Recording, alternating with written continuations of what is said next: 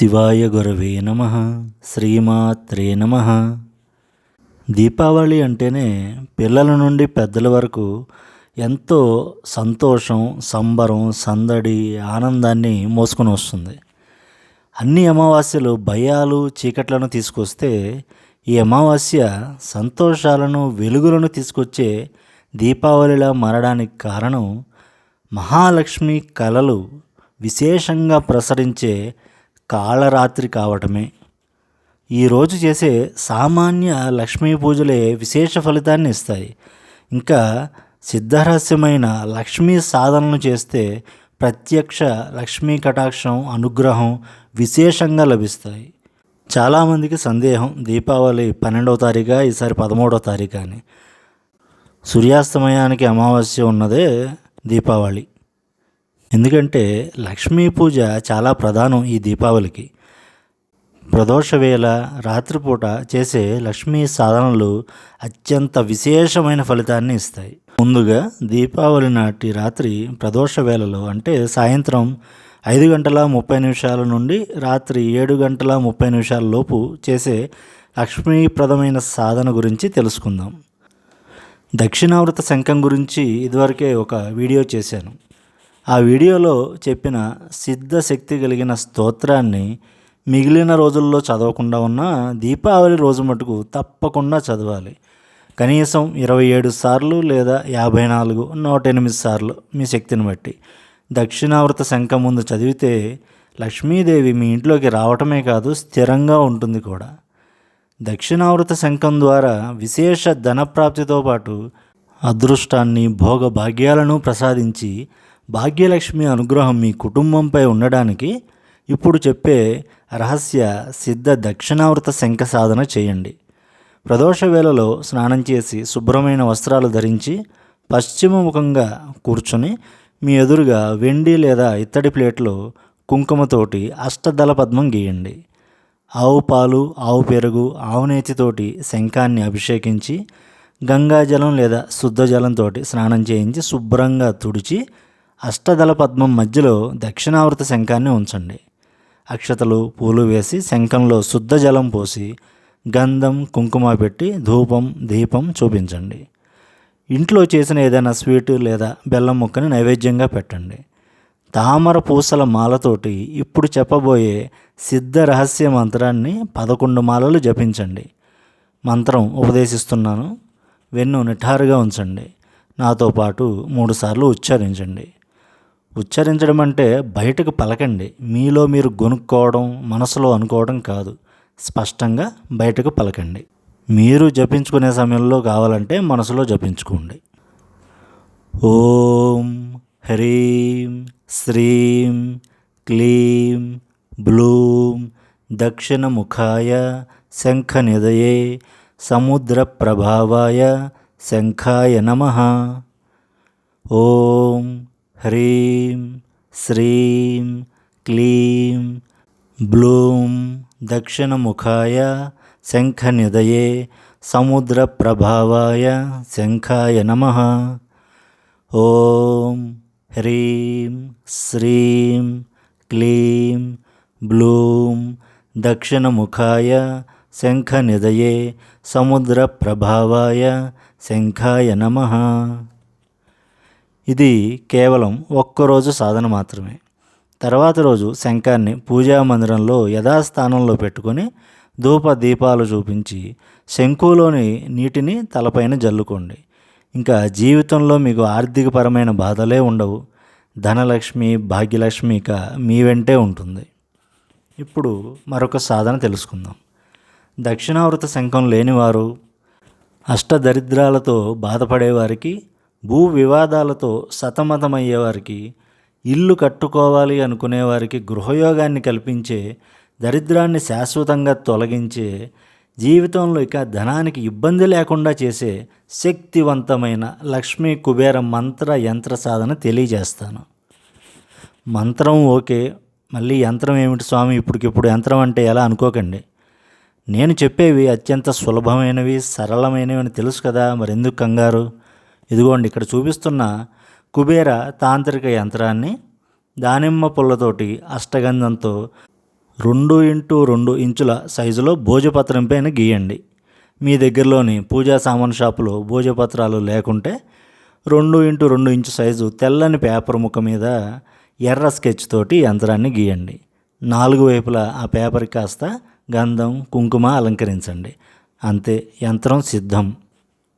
దీపావళి సాయంత్రం ప్రదోష వేళలో లక్ష్మీదేవి ఫోటో ముందు తెల్లని విరగని బియ్యాన్ని కుప్పగా పోసి దానిపైన ఈ కుబేర యంత్రాన్ని ఉంచండి.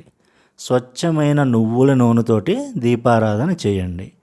మళ్ళీ చెబుతున్నాను, తౌడు నుంచి తీసే రైస్ బ్రాండ్ ఆయిల్స్నే పూజా ఆయిల్స్గా బయట అమ్మేస్తున్నారు. ఇక అన్ని రకాల నూనెలు కలిపి పంచ అష్ట తైలాలని అమ్మేస్తున్నారు. వాటితో దీపారాధన చేస్తే దమ్మిడి ప్రయోజనం ఉండదు, గుర్తుంచుకోండి. ఈ విషయంలో కాస్త శ్రద్ధ తీసుకొని శ్రమ అయినా గానుగ పట్టించుకున్న నువ్వుల నూనె లేదా స్వచ్ఛమైన నువ్వుల నూనె మీకు ఎక్కడైనా లభిస్తే దానినే దీపారాధనకి వాడండి. దీపారాధన చేసిన తర్వాత గణపతిని గురువుని ప్రార్థించి ఇప్పుడు చెప్పబోయే కుబేర మంత్రాన్ని తామర పూసల మాలతోటి ఒక మాల జపించాలి. ధనానికి నవనిధులకు అధిపతి అయిన కుబేరుణ్ణి ఈ దీపావళి నాడు ప్రార్థిస్తే డబ్బుకి భోగభాగ్యాలకి లోటు లేకుండా చేస్తాడు. మంత్రం ఉపదేశిస్తున్నాను, వెను నిఠారుగా ఉంచుకొని నాతో పాటు 3 సార్లు ఉచ్చరించండి. క్లీం యక్షాయ కుబేరాయ వైశ్రవణాయ ధనధాన్యాధిపతయే ధన ధాన్య సమృద్ధిం మే దేహిదాపయ స్వాహ. క్లీం యక్షాయ కుబేరాయ వైశ్రవణాయ ధనధాన్యాధిపతయే ధన ధాన్య సమృద్ధిం మే దేహిదాపయ స్వాహ.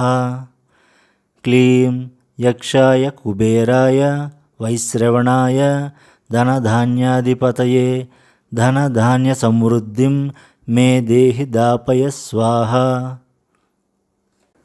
ఈ మంత్రాన్ని తామర పూసల మాలతో ఒక్క మాల జపించాలి, అంటే 108 సార్లు జపించాలి. తర్వాత చెప్పబోయే మహామహిమాన్వితమైన వసుధాలక్ష్మి మంత్రాన్ని కూడా తామర పూసల మాలతో ఒక మాల జపించాలి. దీనివల్ల జీవితంలో ధన ధాన్యాదులకు లోటు ఉండదు. సొంత ఇల్లు కట్టుకోవాలి అనుకునే వారికి, భూ వివాదాలు పోగొట్టుకొని భూ సంపద పెంచుకోవాలనుకునే వారికి ఈ మంత్రం అత్యంత ప్రభావవంతంగా ఫలిస్తుంది.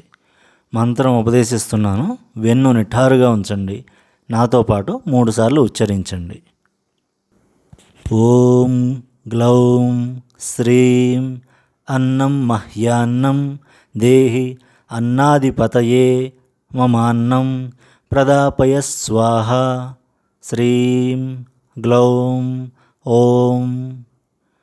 ఓం గ్లౌం శ్రీం అన్నం మహ్యాన్నం దేహి అన్నాధిపతయే మమాన్నం ప్రదాపయ స్వాహ. శ్రీం గ్లౌం ఓం. ఓం గ్లౌం శ్రీం అన్నం మహ్యాన్నం దేహి అన్నాధిపతయే మమాన్నం ప్రదాపయ స్వాహ. శ్రీం గ్లౌం ఓం. ఈ మంత్రాన్ని కూడా ఒక్క మాల అంటే 108 సార్లు జపిస్తే సరిపోతుంది. తర్వాత అత్యంత మహత్వపూర్ణమైన సిద్ధరహస్య కుబేర మంత్రాన్ని తామర పూసల మాలతో ఒక మాల జపించాలి.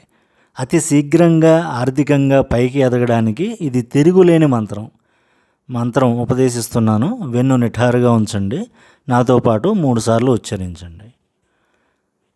ఓం శ్రీం ఓం హ్రీం శ్రీం హ్రీం క్లీం శ్రీం క్లీం విత్తేశ్వరాయ నమః. ఓం శ్రీం ఓం హ్రీం శ్రీం హ్రీం క్లీం శ్రీం క్లీం విత్తేశ్వరాయ నమః. ఓం శ్రీం ఓం హ్రీం శ్రీం హ్రీం క్లీం శ్రీం క్లీం విత్తేశ్వరాయ నమః. విత్తం అంటే ధనము, సంపద. వీటికి అధిపతి కుబేరుడు కావున విత్తేశ్వరుడు అని ఆయనకి మరో పేరు.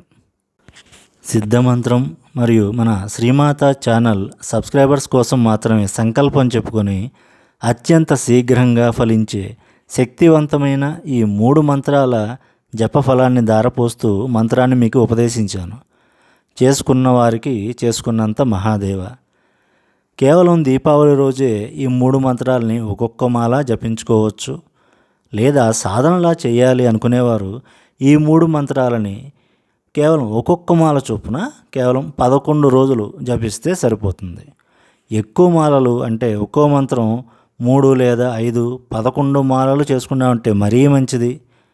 కనీసంగా అంటే అధమపక్షం ఒక్క మాలైనా చేయాలి. 11 రోజుల సాధన పూర్తయిన తర్వాత కూడా రోజు ఒక మాల చేసుకోవచ్చు. సంపాదనకి మీకు కొత్త మార్గాలు ఏర్పడతాయి. మంచి ఆర్థిక పరిపుష్టి కలుగుతుంది.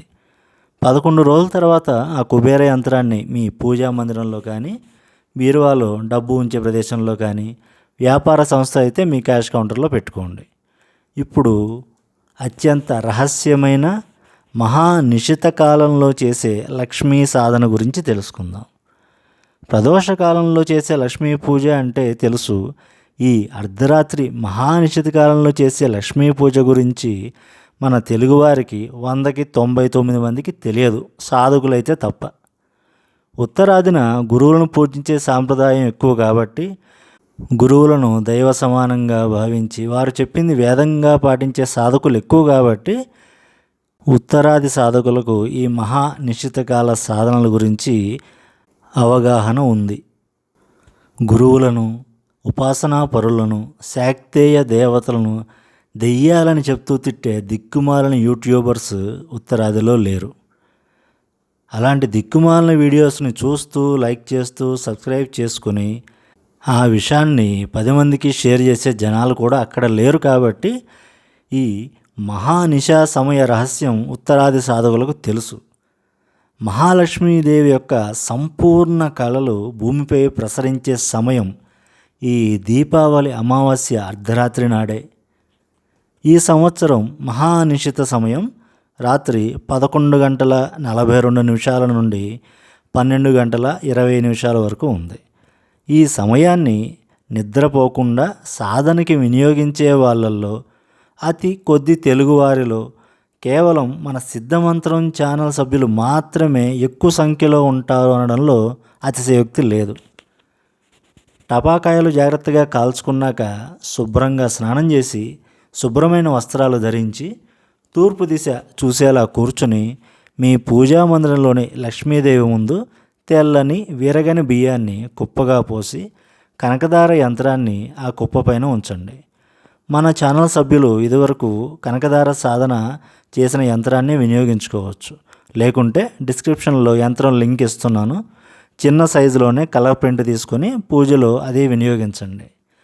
యంత్రానికి 4 వైపులా గంధం, కుంకుమ అలంకరించి దీపం, ధూపం చూపించండి. ఇంట్లో చేసిన మధుర పదార్థం, పాయసం వంటివి నైవేద్యంగా పెట్టండి. ఇప్పుడు ఉపదేశించబోయే మంత్రం లక్ష్మీదేవి మంత్రాలలోకెల్లా విశిష్టమైనది. ఈ మంత్రం ఒక్కసారి భక్తి శ్రద్ధలతో జపించినా నేను వారింట నివసిస్తాను అని సాక్షాత్ లక్ష్మీదేవి బ్రహ్మర్షి వశిష్ఠుల వారితో తెలియజేసింది. దరిద్రాన్ని తొలగించటంలో దీనికి సాటి వచ్చే మంత్రమే లేదు. దీపావళి తర్వాత కూడా నిత్యం ఒక మాల జపించుకుంటూ ఉంటుంటే కొద్ది రోజుల్లోనే జీవితంలో ఆశ్చర్యకరమైన మార్పులు వస్తాయని మన పూజ్య గురుదేవులు శ్రీ నిఖిలేశ్వరానంద సరస్వతి స్వామివారు తెలియజేశారు. మన గురుదేవులు ఒక సందర్భంలో సాధకులన్నవారు ప్రతి ఒక్కరూ జీవితంలో ఒక్కసారైనా సరే దీపావళి నాటి మహానిశ్చిత సమయంలో ఈ మంత్ర సాధన చేసి తీరాలి అన్నారు. ఆర్థికంగా ఉన్నతి కలిగించడంలో ఇది రామబాణం లాంటిది. అటువంటి దివ్య సిద్ధ రహస్య మంత్రాన్ని ఉపదేశిస్తున్నాను. వెన్ను నిఠారుగా ఉంచండి. నాతో పాటు 3 సార్లు ఉచ్చరించండి. ఓం శ్రీం హ్రీం క్లీం శ్రీం లక్ష్మీరాగచ్చ ఆగచ్చ మమ మందిరే తిష్ట తిష్ట స్వాహ. ఓం శ్రీం హ్రీం క్లీం శ్రీం లక్ష్మీరాగచ్చ ఆగచ్చ మమ మందిరే తిష్ట తిష్ట స్వాహ.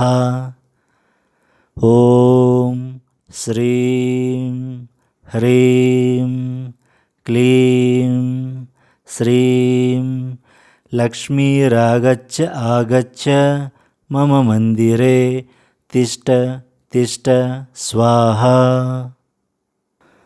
ఆగచ్చ ఆగచ్చ అంటే అమ్మని రమ్మని ఆహ్వానిస్తూ మన పూజా మందిరంలోనే తిష్ట వేసుకొని కూర్చోమని ఆహ్వానిస్తున్నాం అన్నమాట.